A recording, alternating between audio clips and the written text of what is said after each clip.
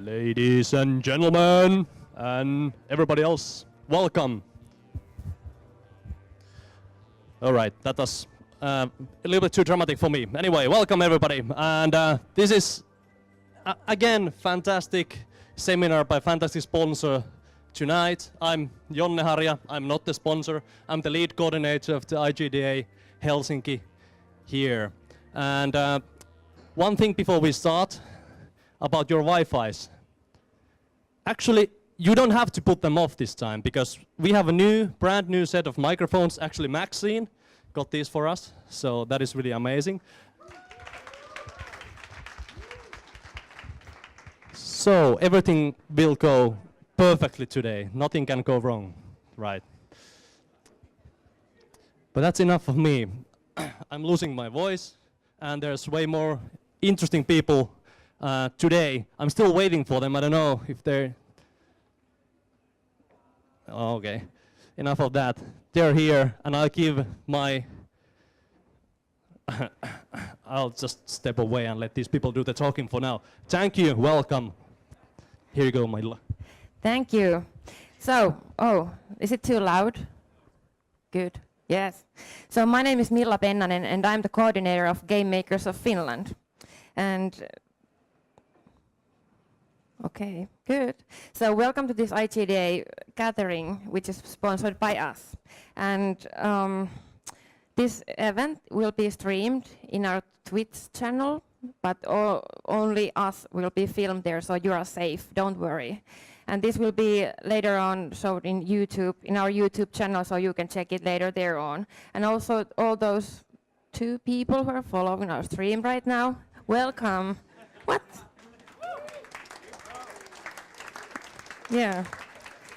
But when we start the panel, if you have any questions, just raise your hand, and Jonne is lost out there. He will bring the microphone to you, so you can ask anything you want. Only easy questions, please, though. And tonight we have also some of our services here.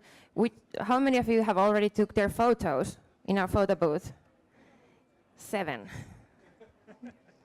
Nice. Oh, good. But then also we have a career coach, Veera, and she will help you if you have any questions about how to apply for a job, or you have your CV, you want to check it out, or applications, you want to apply a job. She's there to help you. And Veera and the photographer are there until 8 p.m. So you have enough time after this also to go there and enjoy our services. And I have my cue cards here because otherwise I can't remember what I have to say. So next, yeah. And also the Game Makers of Finland board is here. You can recognize us with our lovely pink hoodies. So we are here, and also our panelists are here after the panel. So if you have any questions, you can say, hi, I have a question, and we're here for you. Yeah? Good? So, Sami. Okay, hi everybody. My name is Sami Vuolanne. I'm the Vice President of Game Makers of Finland. Tonight I'm assisting Milla here in the panel, and we have an interactive session today. So you can actually join this session with your mobile phones. We're using Mentimeter, and we are going to show you questions at the same time as we are asking them from the panelists, and you can actually join them and tell your opinion on those. You can download it from your favorite app store or use the browser, and there's the code you need to log in. For your privacy questions that there will be, actually even we will not know who are answering what. We just know what is on the screen, and we are not sharing this information to anybody, that only that is on screen and streamed to worldwide, but other information is not shared with anybody else. So feel free to join and tell your opinions. Yes, good. Thank you, Sami. And about our panel tonight, it's all about the situation in game industry in Finland.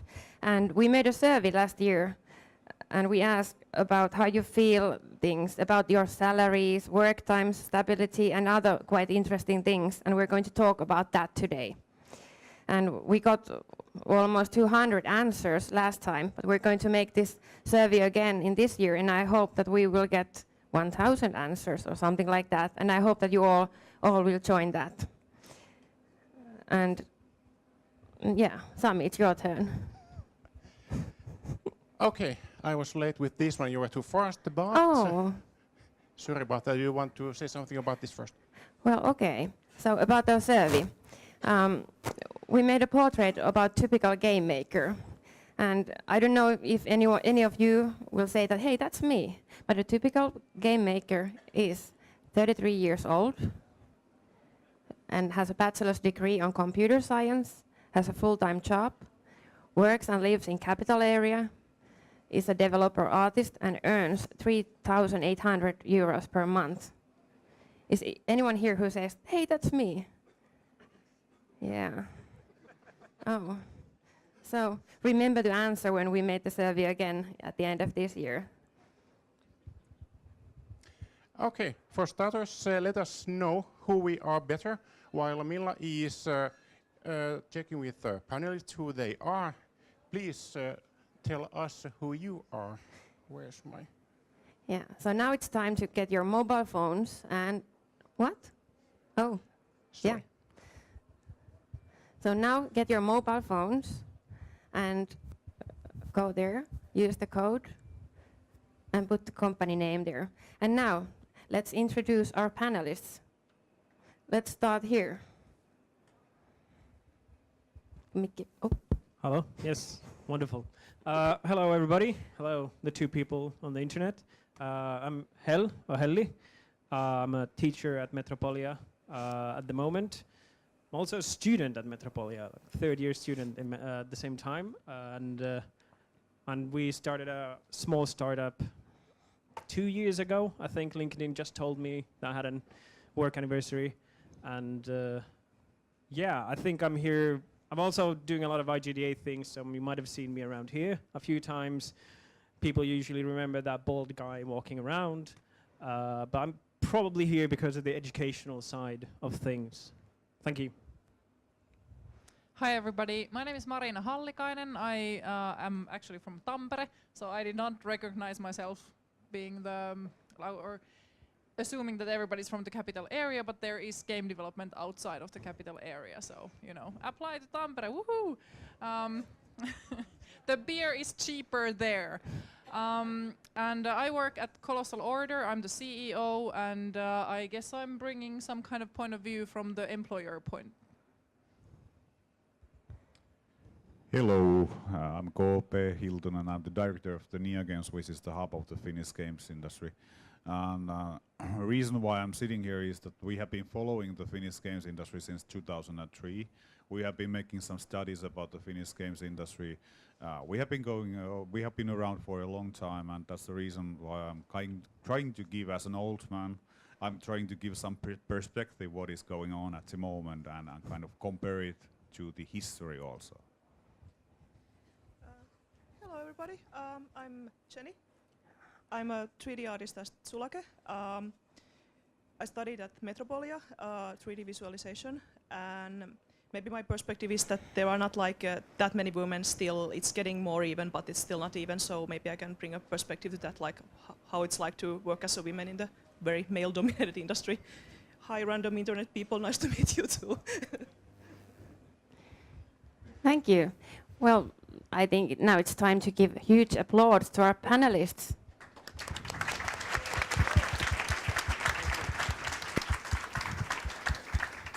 And now just take a quick look about the companies that we have here now. Yep, that was quick. Good. But now let's start. So we have 5 topics, and the first topic is education and training. And here are according to our survey, 80% of game makers in Finland, they has an academic degree. That's quite big number, I think. And Koopee, I'd like to start with you. You have made the study about Finnish game education, and you know in how many schools people are studying games. Would you like to tell something about that? What's the situation now? Well, basically, the situation is far better than it was like 21 years ago, when the very first game education, very fragmented game education, took place in Tampere University of Applied Science back in the 98-97. The first actual game education in Finland started in 2004, 2005. It was in Kajaani. Is there somebody from Kajaani? And it was also in Outokumpu. Kajaani always wins, that's what I remember. Yeah. And after 2010, I guess that it was due to the huge success of Angry Birds, the educational institutions started to actually develop more and more game education. And nowadays we have around 60 schools, 50-60 schools which are offering game education at some level. In some schools it's only short courses like 1 or 2 weeks, or what points do you have nowadays, you youngsters. And in some schools it's far larger or far wider. It might be 160 educational points or whatever they are. So basically providing enough skill, almost enough skills to get through the games industry job after the education. And at the moment it seems to be that we have a lot of game education going on, but the problem still is that it's not connected to the actual game development companies as well as possible, as well as it should be. And on the other hand, it's hard to compare different game educations in the Finland, because they are so different in a way that some are offering just some courses and some are offering the full table of skills for the students. So that's basically the situation in Finland at the moment. Yeah, thank you. Well, Mariina, what do you think that how important is the education in this industry? Well, I mean, if we look at the industry in Finland, it has been so that the education has come a little bit later than the Finnish game companies, right? So it's the education, in my view, is kind of lacking behind even in the game sector. I feel that education it's always extremely important. I have to say that the programmers I have employed who are educated in the university level, in Tampere we have a great school, Tampere University of Technology, that I also went to, so I'm maybe biased in this regard. But if you think about, for example, programming, the theoretical background that these people will get from the university level degree will help them so much in the game development, because it is something that where you have to actually apply a lot of knowledge. We are developing games, we're developing technologies that are the future. So there has to be a lot of theoretical knowledge.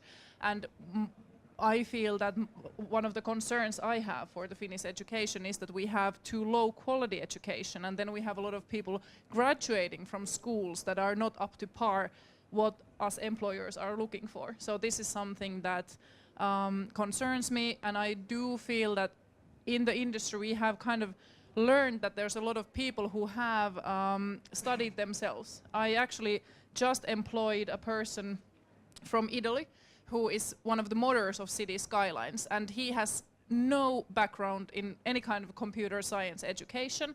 He's completely self-taught. He used to be a waiter in a restaurant, and now he works with us as a programmer. But that road is so difficult.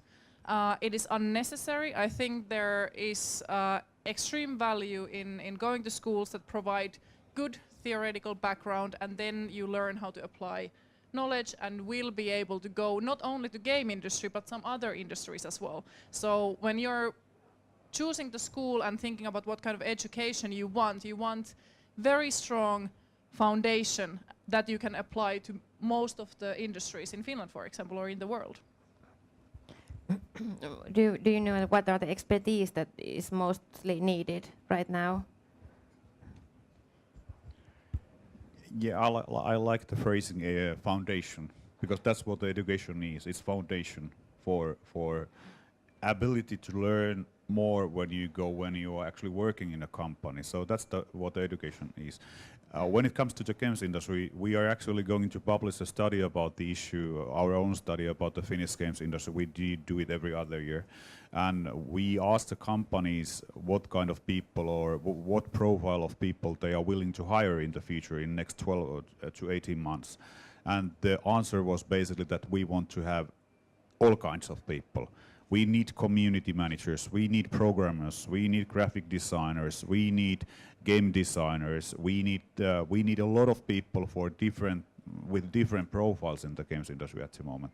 But of course, what is in the core of the games industry or in the core of the game development is always those three things. So it's designers, it's graphic artists, and it's programmers. So those are the core kind of things which around which the whole games industry is created. Then Helli, you're a teacher in Metropolia. Allegedly. What are the challenges that, as a teacher's point of view, you have? Well, there's quite a few. First of all, there's a good example you gave about this fella from Italy. I say gaming, IT to a certain extent, but gaming and I assume film is one of those few kind of vocations where you can get to or into even without going to the proper schools if you just have the passion, if you put in the hours, which is in a way a problem for the schools, because then, you know, if you can get to a job without going to a school, some people are going to be like, well, why would I need a school? Well, that's another issue altogether. One of the big things is something I think that the teachers have very much in common with just your everyday regular devs, is that then that technology moves fast and sometimes stupidly fast, and it's a lot of work to kind of stay on top of things and just know the current things that come and go and what to do, and even more work if you want to stay on top of the waves, sort of know what's coming and what's the current trends and everything. And teachers, much like devs as far as I know, are expected to kind of just learn these things and stay on top of everything. And that's a lot of work, and on top of your normal work and your hobbies and your personal life, to do all of that. Now granted, there's a certain amount of hours allocated for this, like paid hours per semester. And I wasn't going to say any numbers, but I think transparency is actually good, so sorry about that. Transparency is good, so it's about 40 hours per semester. And if you think about it, let's do a really rough cut down of a semester. It's about 8 months with some rough rounding. So that's about, what, 5 hours a month, which isn't that much. So that's a bit of a problem. The way it's done now is that these teachers, most of us who are doing this, are kind of interested in it anyway. So they'll probably be doing and reading on it anyway, but then they're doing it a little bit on company or school time and all their own time in a sort of perverse business pleasure mix. And that's one way that is gotten around it, but it is a problem, and it's one that keeps growing and growing because technology goes in an exponential kind of way. The other kind of bigger problem, I guess, is that universities are a little bit rigid. Is maybe the best word. They're not exactly known for being agile and changing their course every month or every year, or maybe even every decade. So if you come up with a new software or a tool or a method of teaching, there's a couple of things that have to be taken into account for. A, you guessed it, money, because everything costs money, and sometimes it's difficult for a certain department to justify we need this more than those guys, because every department needs everything all the time. And then B, if you come up with any of those, you need to have the staff for it, and then the staff have to be taught to use this tool or the method or whatever, so that they're comfortable and knowledgeable enough so that they can teach this or use it in their teaching. And that takes, again, money, and even more than that, time from the teachers. So there's quite a few of these issues to work with in schools. But at the same time, I don't know, I find it really interesting. Universities, for example, compared to primary schools and high schools, because they have this, the Ministry of Education has this called opetussuunnitelma. I think it's like plan of education is a literal translation. Curriculum, I think, is the correct word, which they have to follow. But universities have complete autonomy to a certain extent. Okay, the ministry is still hold some reins that not every school can teach the same thing because you have to do other things. So we can't end up in a situation where the University of Applied Sciences teaches game design, although that would be a beautiful world. But unfortunately, we don't have that. Or I guess, fortunately in a way. But that means that the universities, whereas the primary schools and high schools, they have these clear guidelines to follow. Universities can do kind of what they want, which means that their direction lies solely on the shoulders of the board and the leaders of these schools, which, if they are in the know and they're interested and they use experts and research to study and know what to do, is really good. Everything works. It's bloody peachy. But if they don't, or if they don't really care, or they kind of don't understand the situation, you end up in this kind of what I call benevolent dictator situation, meaning that if you have a small nation with a dictator, but they care about their nation and their people, and they try to make the nation prosper and take care of their people, then it's really good for everybody there. But if the person in charge doesn't care about the people or the nation, they just want more power and more money in their pockets, then everybody's kind of screwed. And before anyone goes on Twitter, I'm not blaming any teacher or any leader of any school being a Stalin/Mussolini. That's not what I'm saying. I'm just saying that there's a lot of responsibility on a few people, and we're all human, so we can't do perfect decisions 100% of the time. And the last thing I'd like to add is that, like you said, that education is really, or you both said that education is really important. Study after study has shown that it helps every nation in many ways. It helps get the gender equality, helps the population live longer and healthier lives. It helps prosper peace, all kinds of positive things I'd assume all of us want.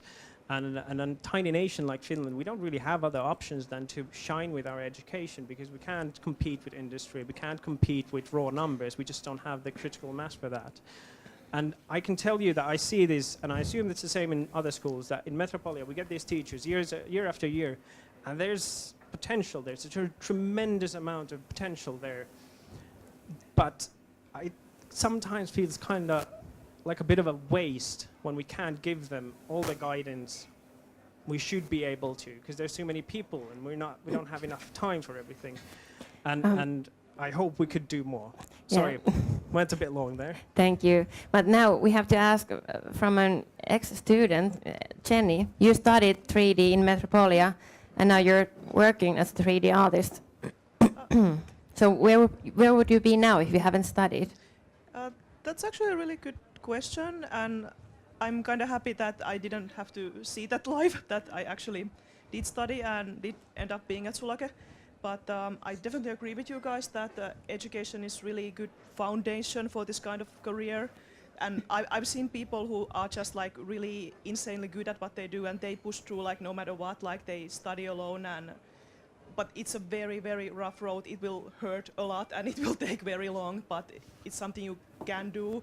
Like it's possible to get somewhere without the education, but it will make your road a lot smoother and maybe give you more security and more confidence and maybe a broader perspective on like not just 3D, but like life in itself. So I'm definitely very happy that I was able to study at Metropolia. But I guess most of my personal dreams have been kind of academic. And one option I seriously considered was actually that I could like do layouts for books. That may sound a bit weird now that I think back to it, but yeah,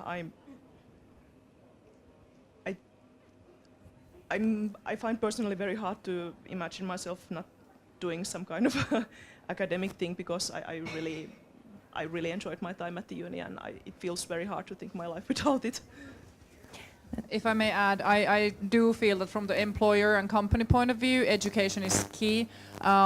It's very rare that a person without any kind of education will get employed, especially because when you think about the education, there's so many group works, and game development is all about teamwork, right? So you have to practice that also. And I do believe that nowadays, like when I kind of referred to the people without any kind of education, this was time before there was any available.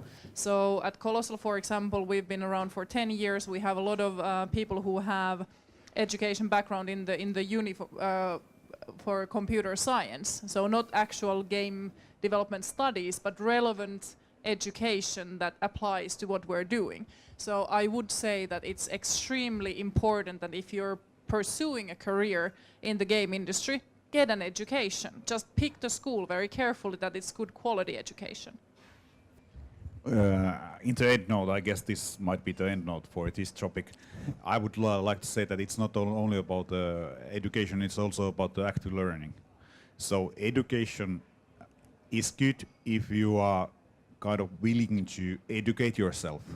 If you are actively learning, if you are doing things, learning by doing is the way to learn how to make games. And there is no education in this world which would benefit any of you if you don't want to learn. That's the point.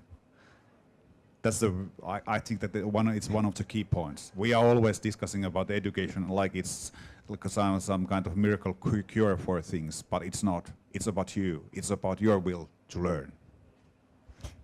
Exactly. And now, this was the end of our first topic, and now it's time to vote. So, we're asking, is education important in game industry? Pick up your phones and go to that menti that is there. So, oh, nice. Can you panelists see that? Yeah? Yeah. So people are voting and we see it like live there.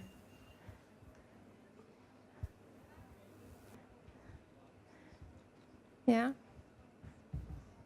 How many answers we have there? Oh, okay. Oh yeah. Most of you think that it's, yeah, maybe, but not necessarily. Like, yeah, kind of what you think, or? It's like life without beer. You can do it, but it's very hard. Okay. 81 answers. Excellent. Thank you. So, yeah, still coming. Wow. People know how to download apps. Great. I think that the one thing is that it is the significance or the meaning of the education, or it is different nowadays than it was like 5 or 10 years ago, because now there is more education available. And if you think about typical games industry employees in 10 years ago, I guess that most of them didn't have any education, at least not in the games industry. But it has changed. It has changed because there is more education available, and people are more willing to have the education actually. Yeah. Okay, so over 90 answers there. Good. So let's continue. We have the next topic, and it's salary. We have some facts there according to our survey. So, do we get paid enough? Well, I sure as hell do. But I have to say, I have to comment. I do believe that there's a bit of for the salaries, at least in the Tampere region. I don't think we can meet these kind of average salaries. It is significantly lower that we have at least at Colossal order, and I have to say that obviously we are doing something right, even if we're not paying that much, because not many people actually leave the company. So I do believe that there's a point that salary matters, and then also the projects you're working on, and how great your boss is. I believe they are all staying because of me. But it's really something that I think what you all need to consider when it comes to salaries is that how much you're worth to the company, and what can you do to improve your own personal situation. And I think one of the key things is that you need to make sure that you just test it out, that what are other companies willing to pay for you. So don't feel too tied up in one company. And this might sound really stupid coming from a CEO of a company, but when somebody says that they are not happy with their salary, it just means that they haven't seen what other options they have. And there's been I have been advised that I should be changing the job every 5 years, so that I can make sure that my salary is actually like so that I can get the best possible salary. If I'm just staying in one place, it's not like the company will completely free like, oh, you probably deserve a raise. That's really rare. But when you actually do make it a competition, your company that you're actually working with might be able to match that salary request that you have, or if they don't, leave. Go somewhere where they are paying you more. You don't have to stay in one place. And I think that's one of the things that in the game industry, it's very rare that people actually shop for the job. And for example, in the software business, it's very common. People are changing jobs all the time to get an improved salary.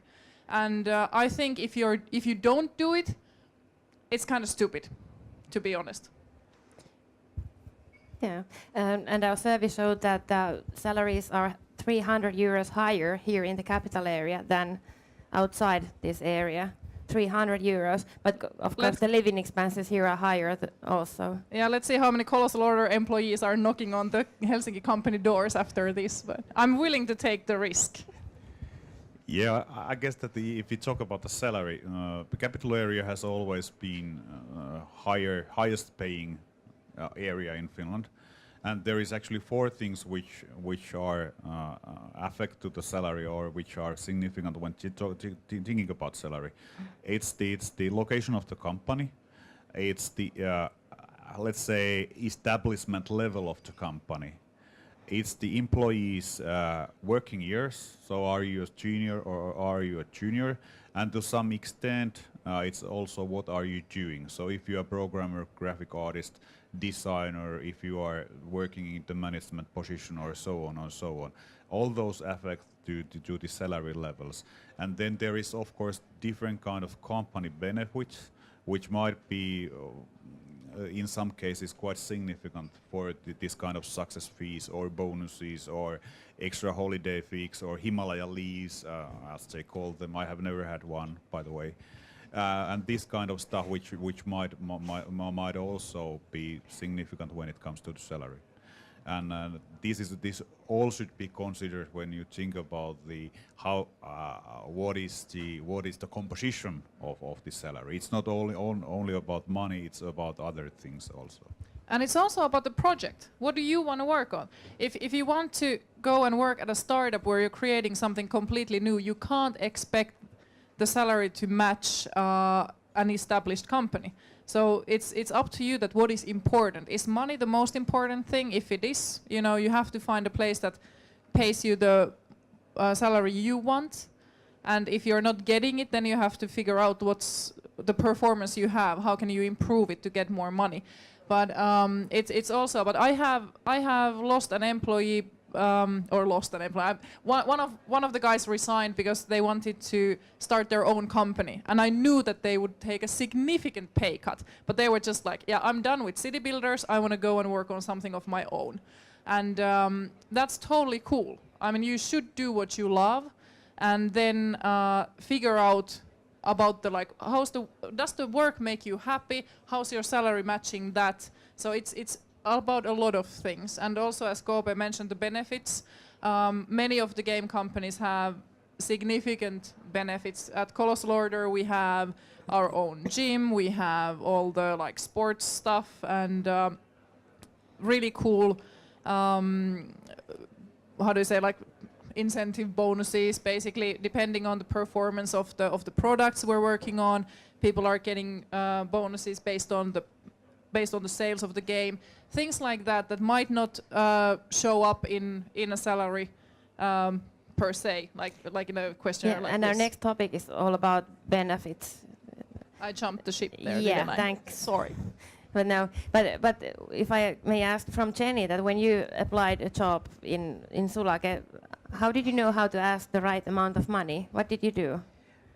That's the one question I really hate the most, to be honest. Yeah. When they start asking what's your expectation, I honestly really hate that question.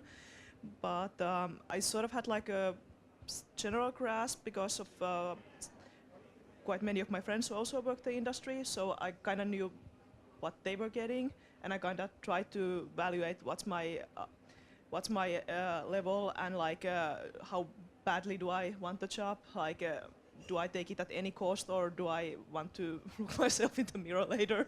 But yeah, it's a very difficult question. But I sort of had an idea of the baseline, and I sort of try to place my words in such way that this is something I would be expecting, but this is something I will also negotiate on because I'm really interested on this. But this is my general expectation. What do you think about? I'm not sure if it helps anybody, but usually I don't say a specific number. I say a range that I would be happy within this range, and then usually they reply if they think the same or if they think that they have a different idea of it. Pro tip: if you are changing the job or if you are applying a new job, one way to getting the salary actually up is asking the full leaves. So you get the full holidays from the year one. Usually in Finland, if you in the first year you don't get holidays at all, but actually if you can get full holidays like 4 weeks plus 1 week, it's actually 1 month worth of salary for you also. Yeah, that's so true. Oh, you want to add? Yeah, I want to add to this salary thing. One more thing is that I hate people who don't know how to answer the question, how much money do you want for the work? It's so annoying when they apply and it's like, I don't know. It's like, well, you're the one who should know. And I will pay you as little as possible. If you apply, I will pay you as little as possible because my job is solely about making the company as profitable as it can be. And salaries are an expense. And the smaller that is, the more profit the company makes. This is simple math. So you should consider that when you're applying to Colossal. But what do you think about? Oh, yeah.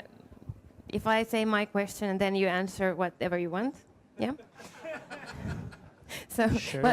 what do you think about people who say that I don't need any salary, I will work for free? That's a student's thing too. Well, yeah, that's actually what I was going to get to, but you want to first have a go? Well, why would you work for free? Are you like, yeah, you can. Yeah. Well, that is It's a not very so good question. fun. Yeah, it's a very good question. Why would you work for free? But a lot of students, ICT students, when they do internships, usually do get paid some sort of, not a full salary, but they do get paid a salary. But as far as I know, in the gaming, when you're studying gaming, about half of the people do not get a paid internship because gaming, again, a little bit, I'm making akin to film industry, is for a lot of people a thing of passion, so they're willing to suffer for that. And I would be very interested to hear what kind of tips do you have for these people, like for internships, and have you had internships? Have you paid for them? And if not, and like what kind of advice can you give to students about this?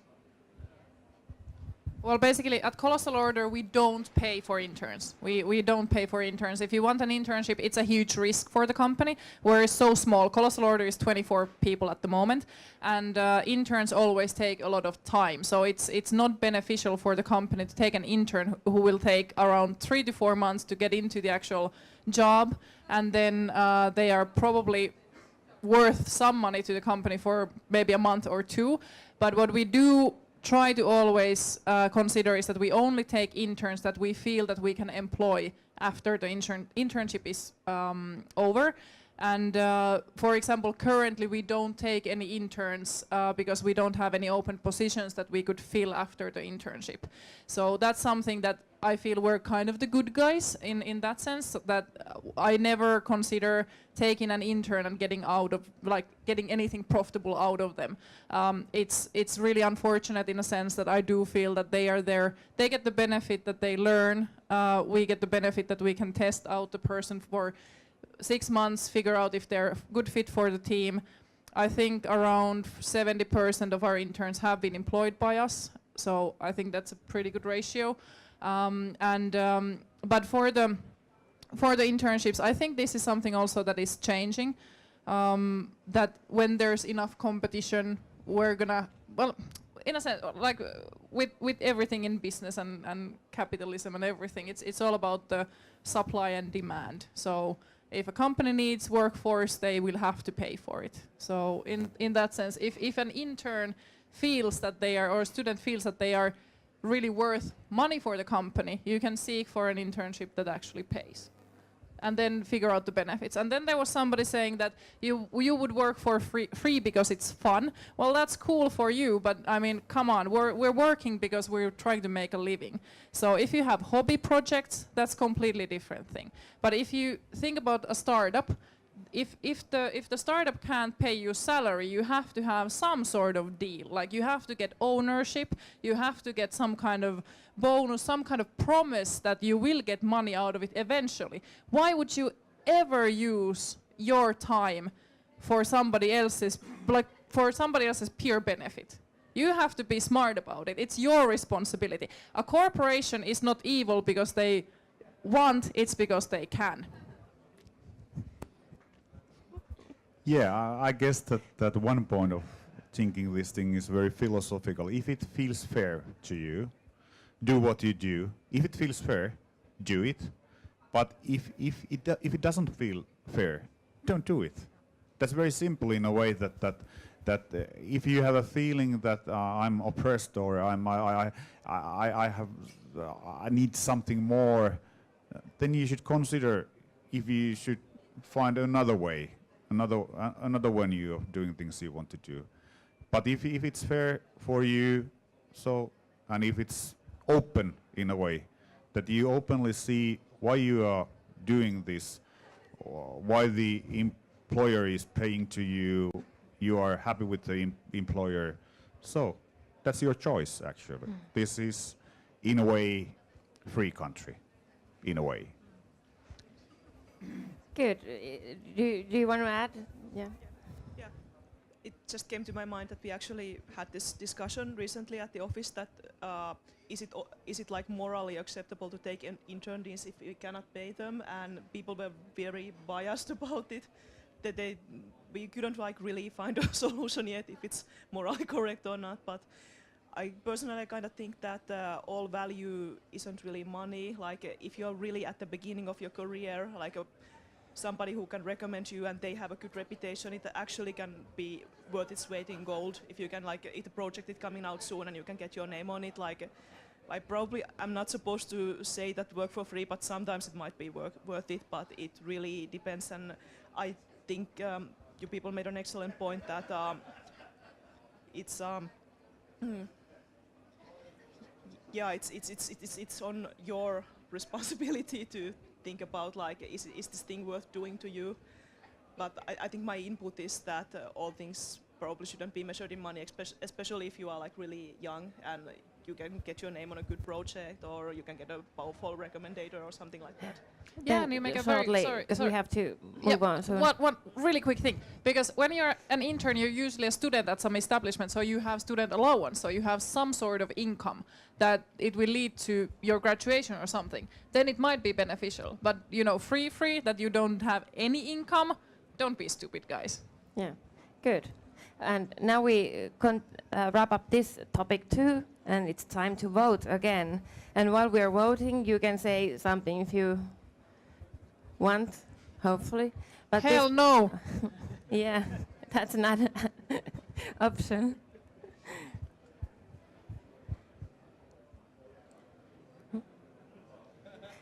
So yeah, should salaries be more openly discussed? Hell no was this. Yeah. Well, I find it extremely beneficial for me that I can negotiate everybody's salaries without them actually knowing the other person's salary, so I don't have to pay as much to everybody, you know. Yes. We've had this discussion a lot at school. A lot of people who go, especially the internships, the ones that get paid, there's a lot of discussion about like how much do they get, the other person, so they can kind of, it helps all students, because then when they go and negotiate for internship and possibly get paid, it helps a lot to have some sort of, just like you said that you had friends in the industry, helps a lot to have some sort of basis to go on. I firmly do believe in having transparency, but then again, I do not run a 24-person company, so you know that might be a reason. I'm really surprised about this. 60% says that they should be transparent to everyone. I'm proud of you guys. Yeah. Wow. Well, actually, I have to say that at Colossal, when we started, we paid 800 euros to our owners and 1,000 euros to our employees. So we have come a long way from those times, like in these 10 years.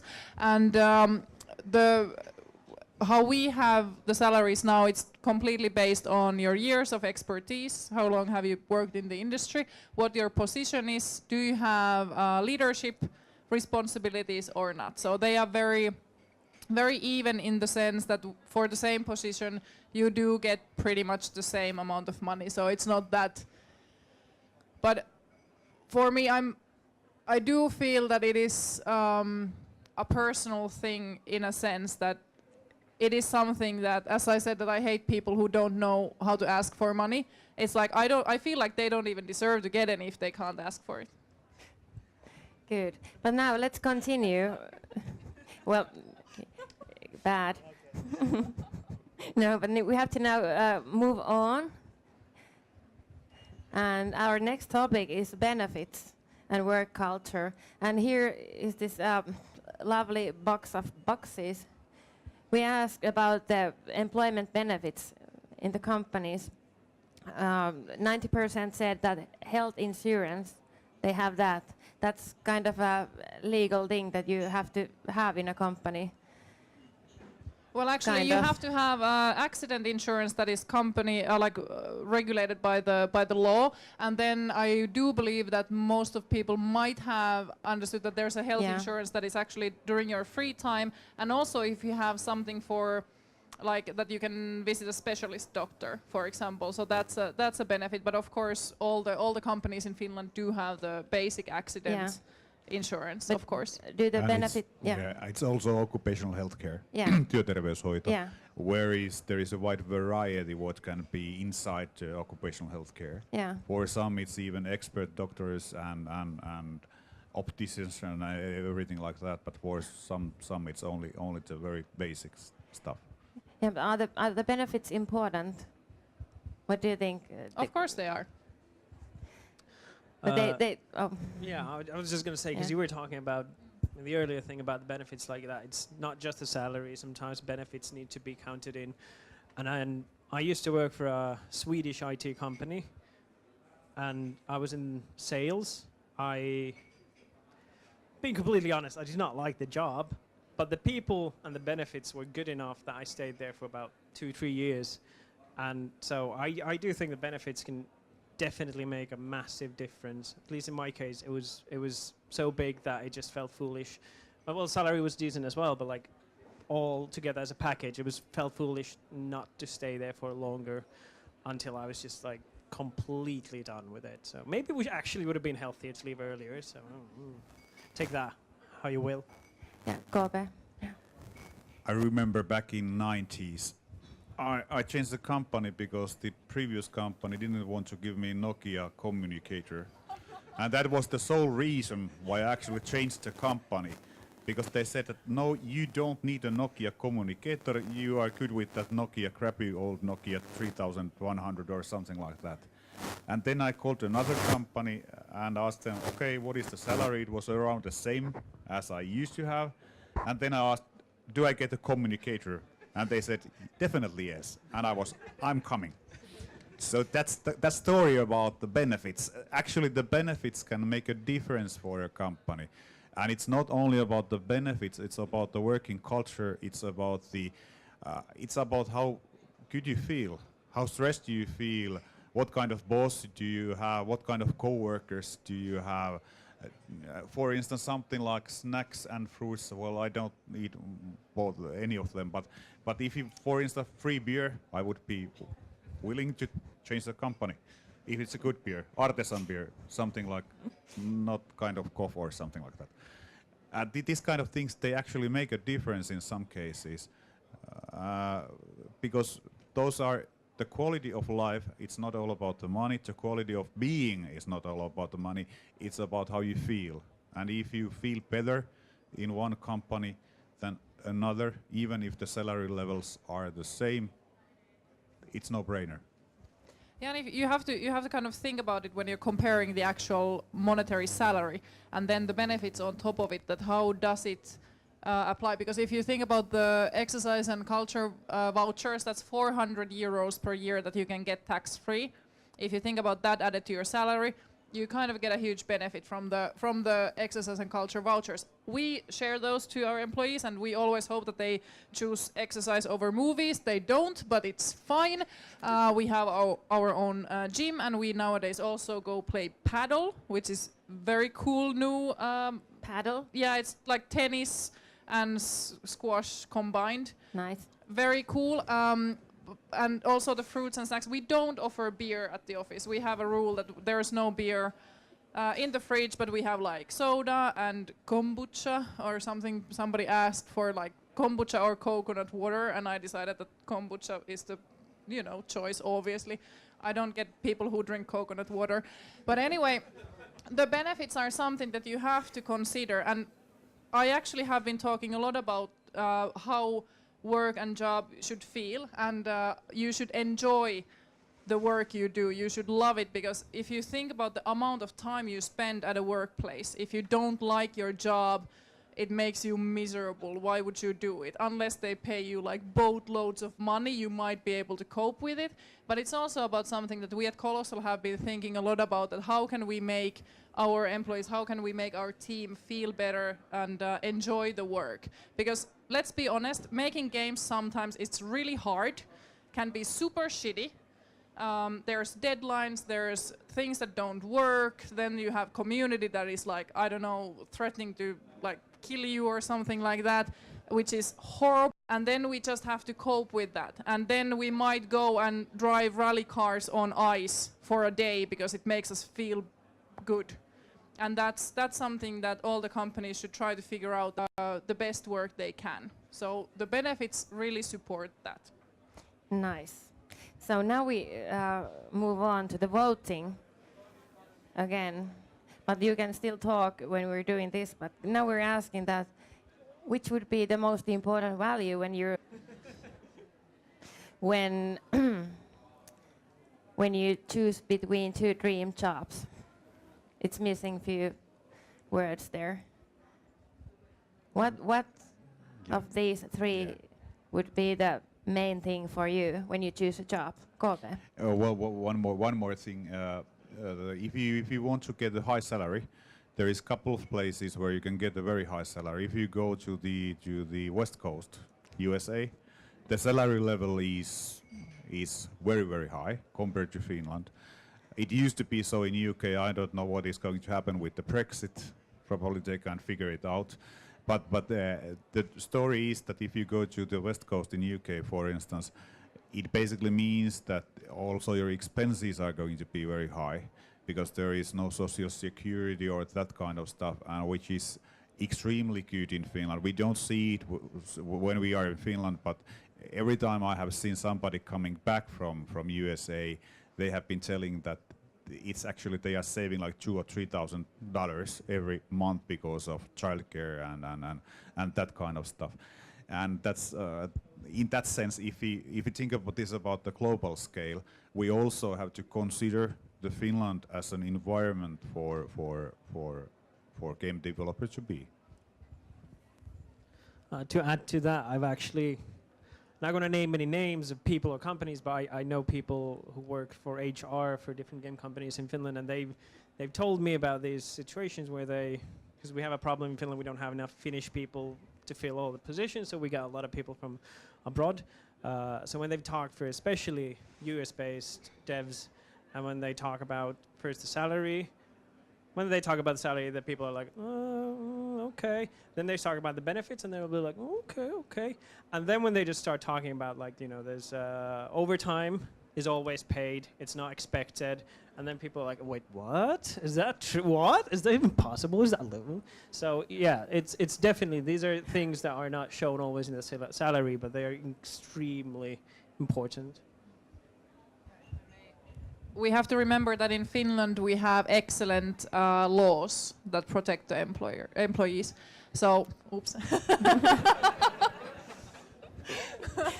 I mean the employees. But if you think about the work time, the vacation days, everything that is like legally applied in all the companies, all the jobs in Finland. It's actually really good compared to the global scale. So you can always expect that you can accumulate a summer vacation. I personally know a case that was offered a job in the US, and the vacation time yearly was 2 weeks, 1 week in the summer, 1 week in the winter. The salary was super high, but if you think about the fact that you have to work, and the work time was expected around 10 hours per day. So if you work 10 hours per day, and then you get 2 weeks in total of vacation. And if you think about as a Finnish person, we're so used to having the 4 weeks off during the summer. And I have to say, one of the things that annoyed me so much when I started I'm coming outside of the game industry, mainly because when I started as the CEO, I was 23 and I had 0 work experience anywhere except at McDonald's and bakery. So, but the thing there was that some people were asking, like, so how is it, like, have you had time to take any vacation yet? This was like 2 years after we started the company. And I said that of course, because that's something that we assume that needs to be there, and we have been taking the summer vacations from the start. Because when you do schedule projects and everything like that in Finland, you take that into account. Then there's the other thing, how you explain this to a US customer, that we're gonna expect you guys to pay for the game during the 4 weeks in the summer, and nothing is happening. So we work with a Swedish publisher. They have even more vacations than we do. That's good to hear. But now we have to move on again. And oh, I'm losing my voice now. Sorry. That's okay, I can talk. I've noticed. But yeah, the next topic is, well, work time, Mariina. You can really continue about that, because we asked about work times and they were really, really nice results. But when you started Colossal Order, you're really famous now about your comment about those sleeping mattresses. Would you like to tell something about that?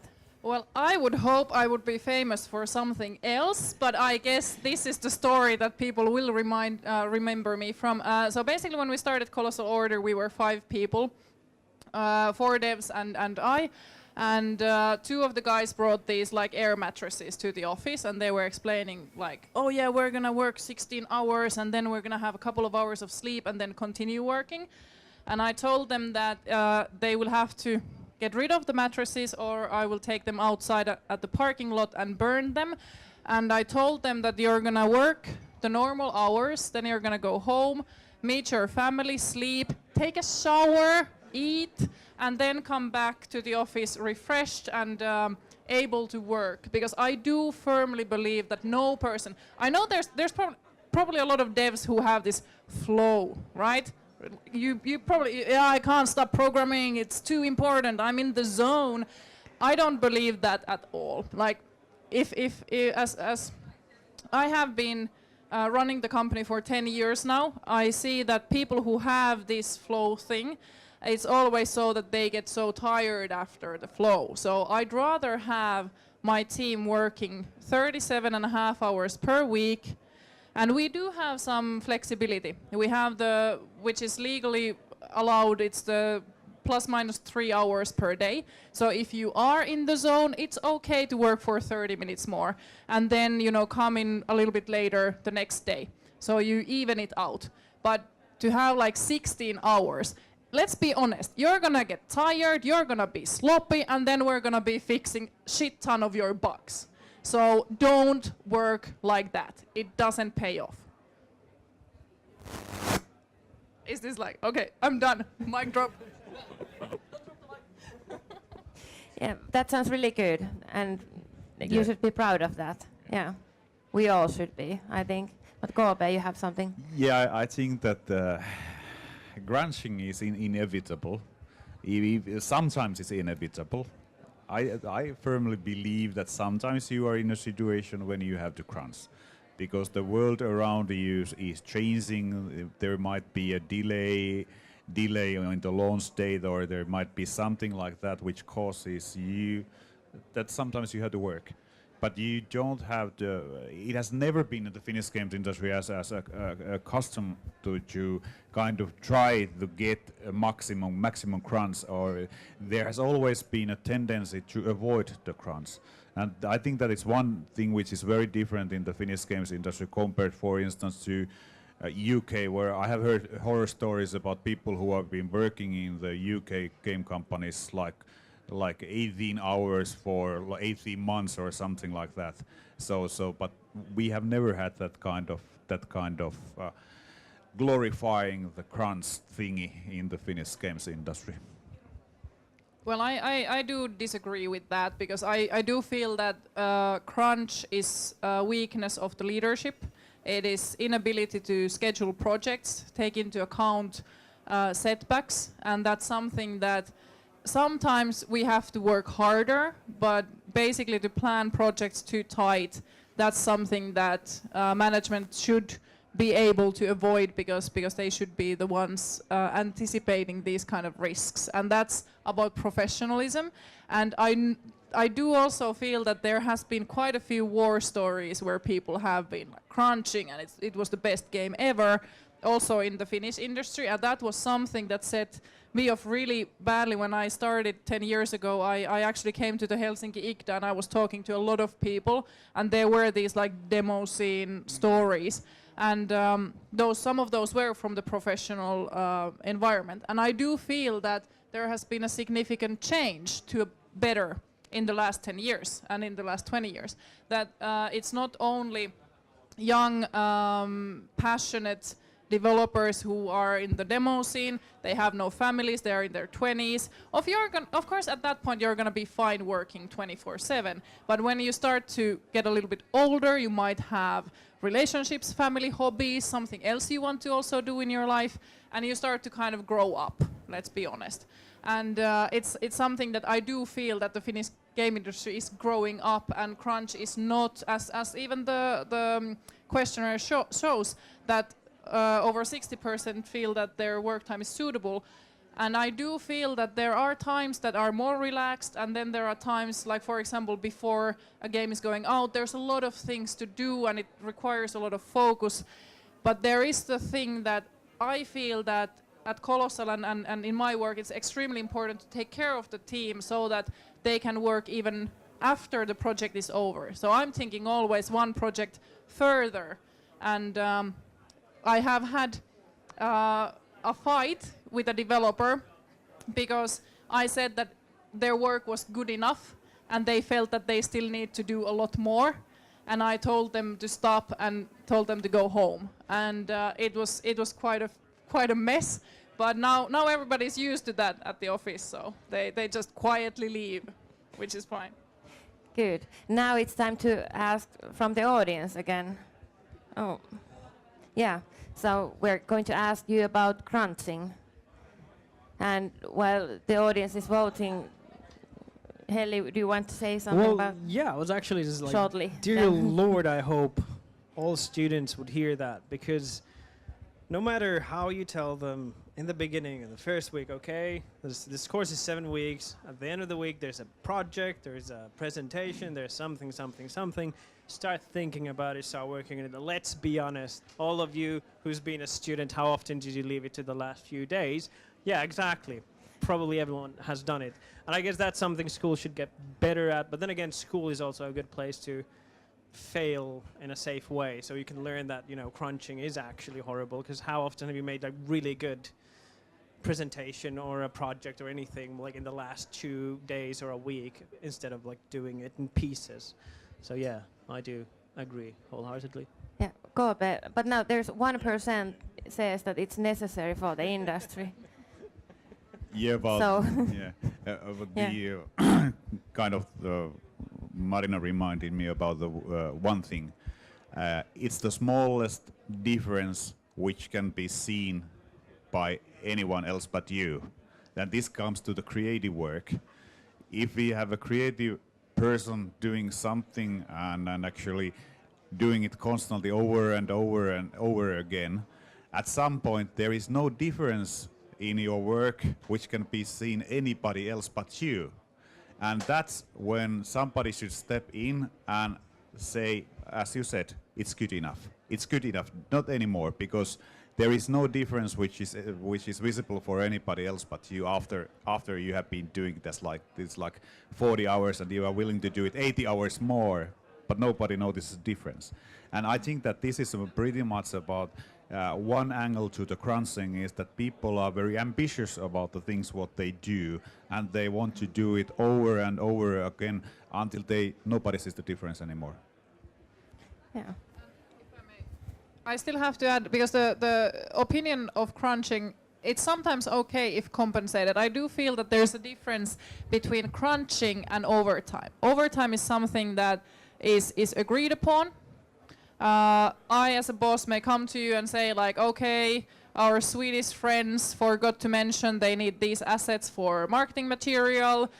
It's like 1 hour before the end of our workday. I would assume this takes like 2 hours. Would you be willing to do this one favor to me, stay 1 hour later, and you will get 1.5 times your salary, as overtime is compensated.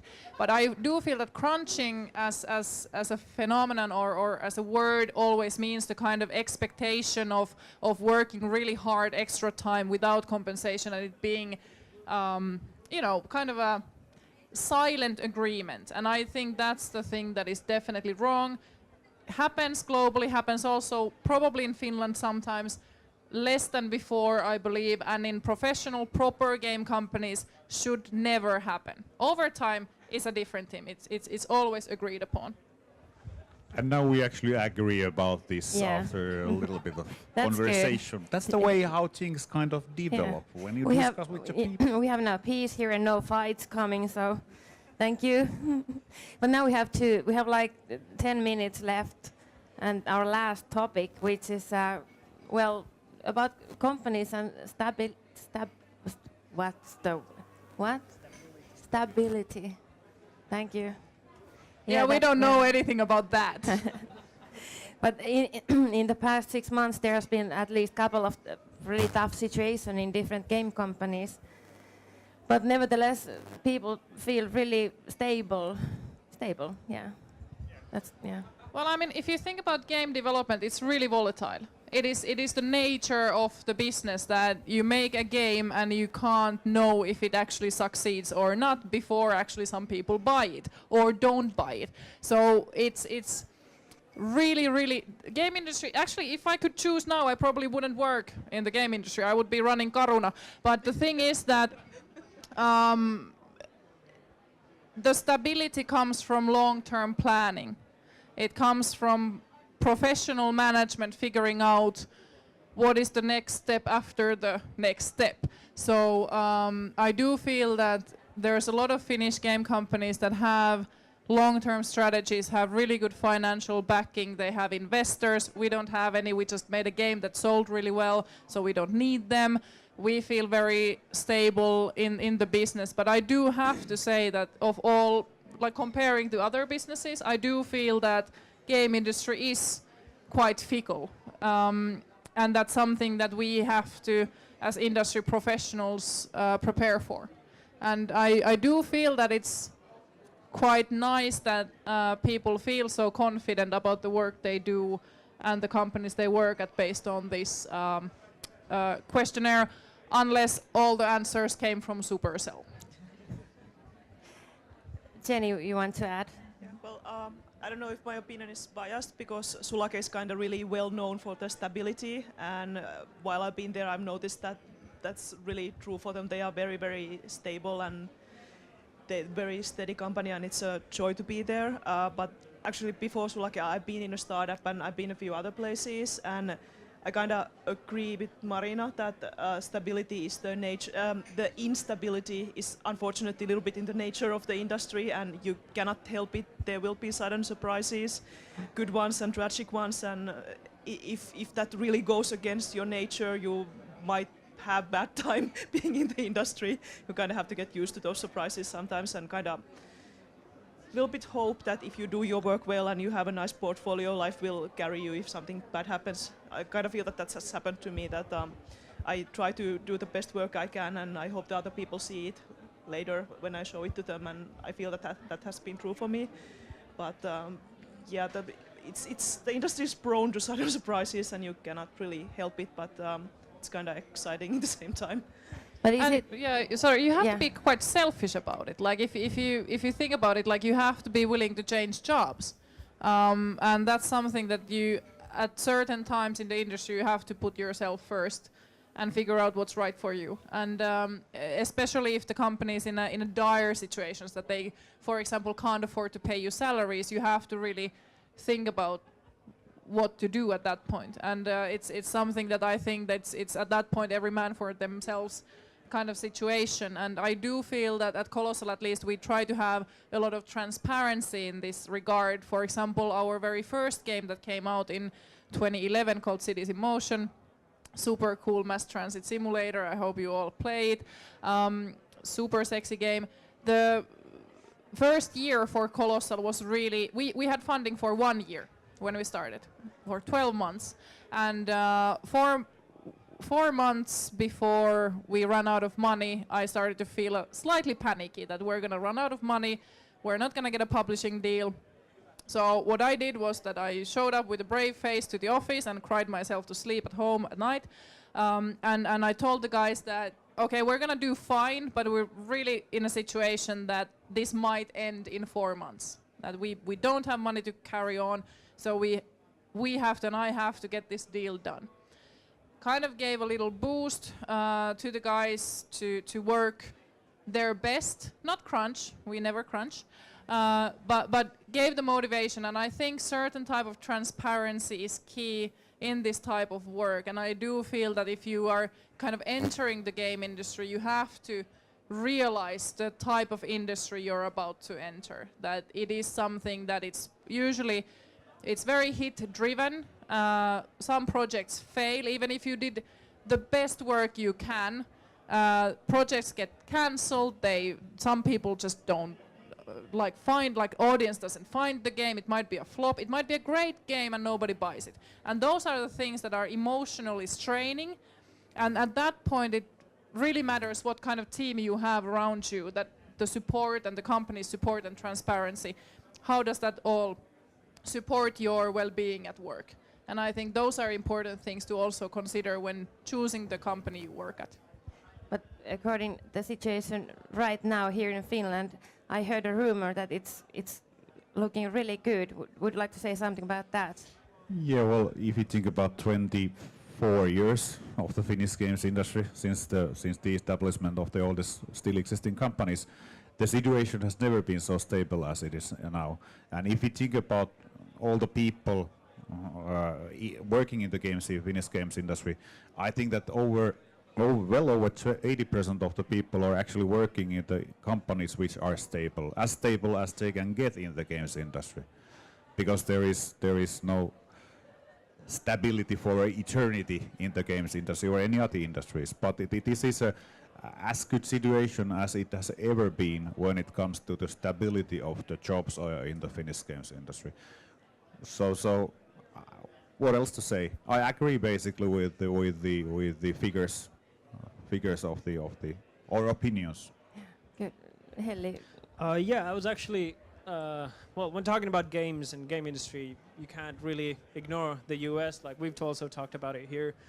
And when I look at these numbers, as far as I can remember, they don't look that different from other industries in Finland.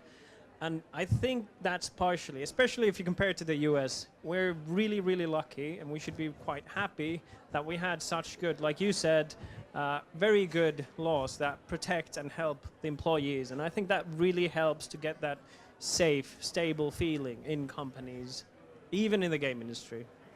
Good. And at this point we have to I think we have to quit really soon in few minutes.